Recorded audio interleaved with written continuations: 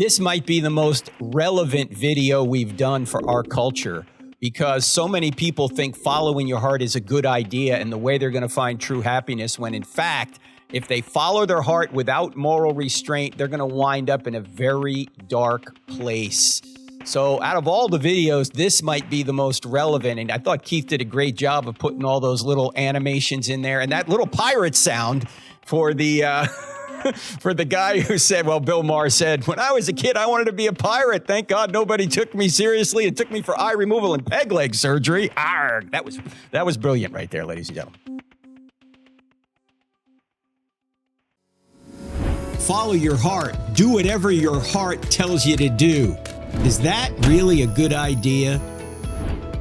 There are at least 3 reasons why it's not only unwise, but it's actually impossible to consistently follow your heart. Reason number 1, our hearts are deceitful and selfish. The prophet Jeremiah said, the heart is deceitful above all things and desperately sick. Who can understand it? Take a minute and just ask yourself, is it easier to be bad or good? Do you have to work at being selfish or selfless? You don't have to teach a 2-year-old to say mine. You have to teach a 2-year-old to share. Why? Because human nature is selfish from birth. Our hearts are also deceptive. They deceive us into thinking we must have something and we must have it now. It's only after it's too late that we experience the awful consequences of blindly following our impulses. The truth is, if we follow our hearts without wisdom and moral restraint, we will by nature act in very selfish and destructive ways. And we can't train or educate ourselves out of this situation either. As C.S. Lewis wisely observed, education without values, as useful as it is, seems rather to make man a more clever devil. Reason number 2, our hearts are conflicting. Our hearts are not only selfish and deceitful, they are also conflicting. Notice that we often have 2 hearts warring within us. We want that shiny new car, but we don't want the debt. We want to get married, but we still want to be free to play the field. We want to have children, but we don't want the responsibility. So which heart are you going to follow? Since we are often conflicted, the road to happiness will require us to say no to many of our heart's desires. Author John Mark Comer put it brilliantly.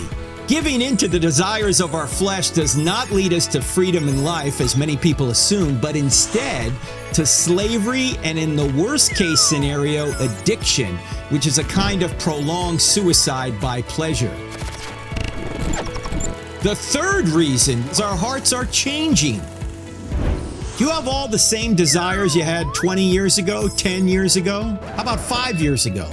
Not completely, because your heart changes and grows. This is especially true of the young. Kids go through phases because puberty is one big, long transition from child to adult. It's normal to feel odd during that time, but hearts change. Did you know that about 80% of young teens who experience true gender dysphoria grow out of it by the time they're 18? So why would anyone permanently disfigure and sterilize a child by encouraging them to follow an immature heart that will probably change on its own very soon? Real-time host Bill Maher drove this part home, saying when he was a kid, I wanted to be a pirate. Thank God no one scheduled me for eye removal and peg leg surgery. Question, what should we do with our hearts?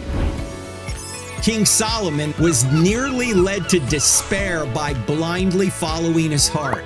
He wrote this urgent proverb, above all else, guard your heart because everything you do flows from it. Guard your heart by seeking wisdom and eternal hope from God. Otherwise, your selfish, conflicting, and changing heart will often take you down the wrong path.